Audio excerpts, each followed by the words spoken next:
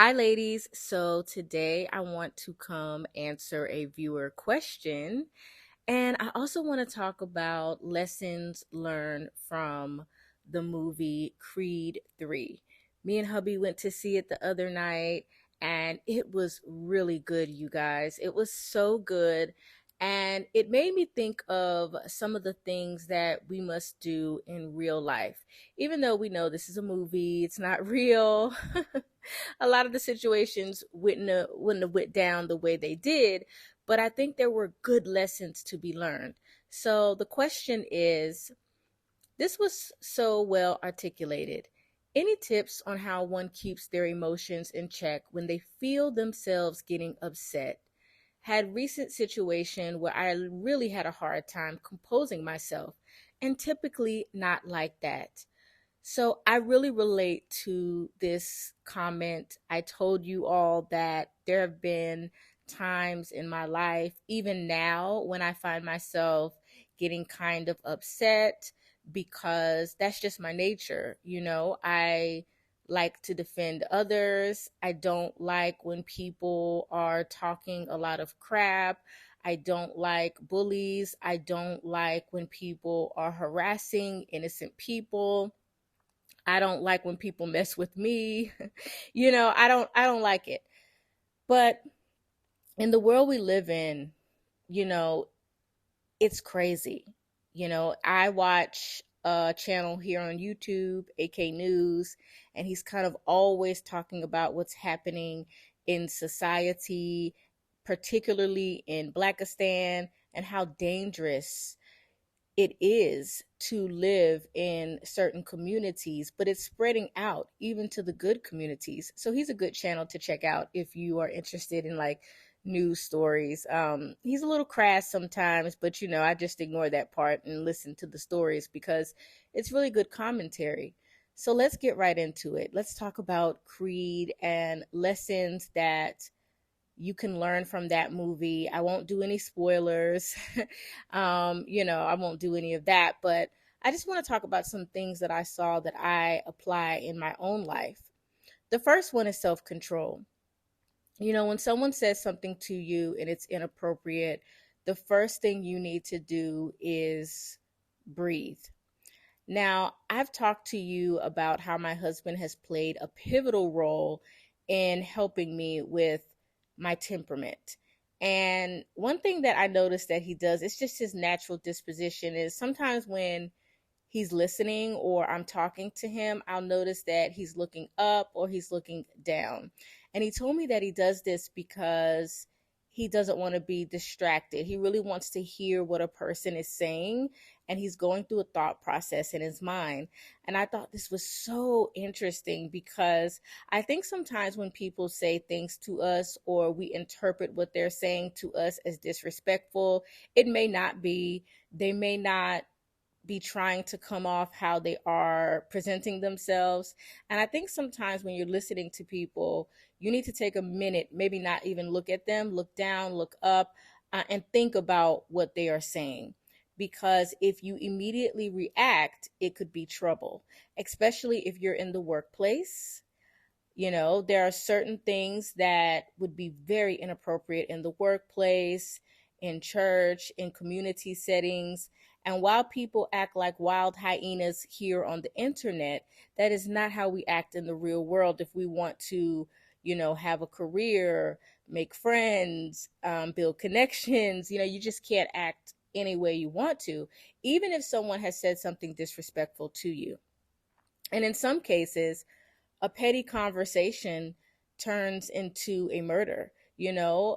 Things go far and things can be taken way further than they should be. So you always have to keep that in mind depending on your environment. So just take a second, breathe, don't respond. Don't try to get in a word so that you can prove that, you know, you're not embarrassed or you're the bigger person. Take a second to reflect. I'm going to tell you right now, it helps. The second thing you want to do is just breathe and go through a thought process sometimes before you respond. Maybe you want to say, I'll get back to you on that, or I need to do this right now. I'll come back to you on that, or we'll revisit this issue at another time. Depending on the circumstance or in the environment, you may need to remove yourself from that setting so you can reflect and think about how you want to address the issue. And this is not easy. This is very, very, very hard. But in the movie, the main character really exhibits a lot of self control. And I think this is something that people need to see. People need to see that just because you're in a circumstance where somebody is uncouth, it doesn't mean that you have to respond that way, especially if the issue can escalate into violence. Because you all know my stand on violence. I am not against violence. I am for violence if you need to defend yourself. And now we live in a society where there are all types of ways to defend yourself. I won't go into that, but as a woman, I think you should research how to defend yourself, how to protect yourself if you need to, especially in the world that we live in. Now, I don't have to worry about this when I'm outside of the United States for the most part, especially here in the Middle East. Kuwait is a very safe country. Dubai is a very, very safe city. I never have to really worry about these things because, you know, it just doesn't happen much. Crime is everywhere, but we just do not have a lot of violent crime against expats or against people in general. I don't know what's going on in people's homes, but I know we can go out here very, very late at night, have a good time. I can go to the ATM any time of day. I could leave my laptop on the table at a coffee shop. I could leave my purse on the table at a coffee shop. I remember when I first arrived in Kuwait, I sat on a bench in the mall and I don't know what I was thinking, but I had my passport and it was in a Louis Vuitton passport holder, and it was next to me, and I think I got up and I forgot it was sitting there, and a man ran up and he was like, ma'am, madam, because they call you madam out here. He was like, you left this, and I was like, oh, thank you. And that might have been a totally different scenario if I was in the States. So there are safe places in the States. There are small communities. America is not all bad, but it is a very dangerous country, way more dangerous than the country that I currently live in. So you just have to remember that when we compose ourselves, we may be saving the lives of others and our family. So take a breath, reflect, leave, come back, and revisit the issue at another time. Sometimes that's a good way to handle becoming very, very angry. Another thing you can do when someone says something slick or rude or disrespectful is address it, but address it head on. Not being smart, not trying to get them back, but basically letting them know that they are coming off quite rude. Sometimes when you pause before you speak, people will correct themselves. And I always think we should give people an opportunity to correct themselves. I kind of learned this from my mother. Every time we're out at a restaurant or in a store and we come across a clerk or somebody who's kind of rude or disrespectful because maybe they don't like their job or they're having a hard day, my mother will say to them in the sweetest tone, and it's really authentic, it's not fake because she's just a godly woman. I strive to be more like her. I definitely have not arrived, but I really want to be like my mom in some ways because she's just a great woman. And she'll ask the clerk or the server, she'll say, are you okay? Are you having a good day? Is everything okay? Something of that nature. And you will see people totally change. Sometimes they'll be like, oh, yes, I'm just having a rough time, or I'm busy. And people will correct themselves. So if your spouse says something to you that's kind of out of the way, or a friend says something to you that's kind of out of the way, sometimes you just need to pause, or you need to just ask them, is everything okay? Because, I don't know, you're kind of out of character. What you just said was different. And sometimes people will correct themselves and they will apologize and they will see that what they said was inappropriate. So I think these tips can really, really help you when you're becoming very, very angry, whether it's with people you love or whether it's in the workplace or with strangers.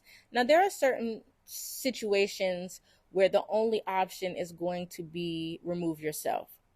Some people have no scruples. They have no sense of right, wrong, morals, values. And these are people that you have to turn over to Jesus. You cannot help them. Okay? You have to separate, you have to leave, you don't engage, you don't go back and forth, you just don't do it because it's going to go nowhere and it could go into violence. And so you don't want that to happen. So when you know you're dealing with someone who is really off, crazy, uncouth, well, you have to set a plan to just never be in their presence or very limited. And so that would be an extreme case, but I don't think that happens most of the time in today's society. I think most people are good. I think most people want to do the right thing, even if they don't. So take a moment with yourself, listen to what someone has said. Don't always think what they said was to insult you or to hurt you, because sometimes what we view as disrespect is not disrespect. We just don't like what someone said. So that's a very important thing to remember. Take a moment, reflect, breathe, count to 10, you know, and allow yourself to calm down a little bit before you respond if you're angry. After you pause and think about what you want to say, another strategy, like I said, is to ask the person if they're okay. Is everything okay? Is everything straight? Is everything good? And sometimes people will correct themselves if you're not so quick to respond back in this back and forth banter. And for your extreme cases, get out. Just get out. Don't put yourself in the situation to have to lower your character and your standards and your values, because I've been there too. People cannot tell who the fool is when two people are arguing. So if you go back and forth, you look like a fool. No matter if you're right or wrong, if you didn't start it, you look like the fool. And so in those situations where you're dealing with just a really uncouth person, the only option is going to be get out. Go away. Don't interact at all. And, continue to pray for patience. Continue to pray for peace. Continue to pray that God can help you regulate your emotions, because that's something I pray about all of the time, because I know that there are certain situations that can really trigger my anger. And it doesn't happen often, really. I mean, it's rare. I'm pretty cool about most things. It will just sneak up on you. You'll be stunned. You'll be like, I'm really angry right now. And you have to find a way to deal with that. And for people who really can't control themselves, I will leave a link to a counseling service, an online counseling service. Some people just need counseling. They need a therapist. They need a counselor. They need a mentor. They need someone to discuss why they can't control themselves, why they're so angry, why they're so hateful. Because some people are just angry and hateful because they hate themselves. They don't have good self esteem. They don't have the support that they need in life. They may be lacking some of the basic resources that we need to feel comfortable. And so some people are just walking around waiting for an argument. They love to argue because it makes them feel excited and empowered when they're really pitiful. And so you have to understand that some people do need counseling. And if you feel like you need counseling, there's nothing wrong with that. We all could use a dose of counseling. My father, who has been counseling inmates for many, many years, he's worked in the prison system. He's always told me that everyone could use counseling because they're all areas that we can work in. So if it's an extreme issue where you feel like you can't control yourself, you may want to consider, talking to someone and getting help. But in this case, I think it's just a situation like mine where sometimes we find ourselves kind of stuck. Like we're so angry and we don't know what to do with those emotions. But that's because we need to slow down and not be so quick to respond. The Bible talks about this, right? You know, being able to listen and slow to respond. So that's what we need to keep in our minds. Be slow to respond. It doesn't mean you never respond. It doesn't mean that you don't handle the situation depending on your circumstance the best way you know how. It just means that we practice being slow to respond. And I hope this helps. And definitely go see Creed 3. I think the character in this movie really exemplifies how you can win by doing the right thing. And someone may appear to be winning at first because of their destructive mouth, but in the end, it's your actions, it's your behavior, it's your endurance, it's your strength, it's showing who you really are that's going to make you feel like, okay, I am okay. No one's getting over on me because they decided to cuss me out and say filthy, disgusting things. I'm better than that. I have more going on in my life than that. And it's a great movie. And I think you should go see it. Everyone should go see it. I mean, there were a couple parts they could have left out, you know. Um, I'm in the movie theater and the song starts playing and the N word is just blasting throughout the whole movie. And of course, me and my husband are the only black people in the theater. And we're like, oh, this is cringe.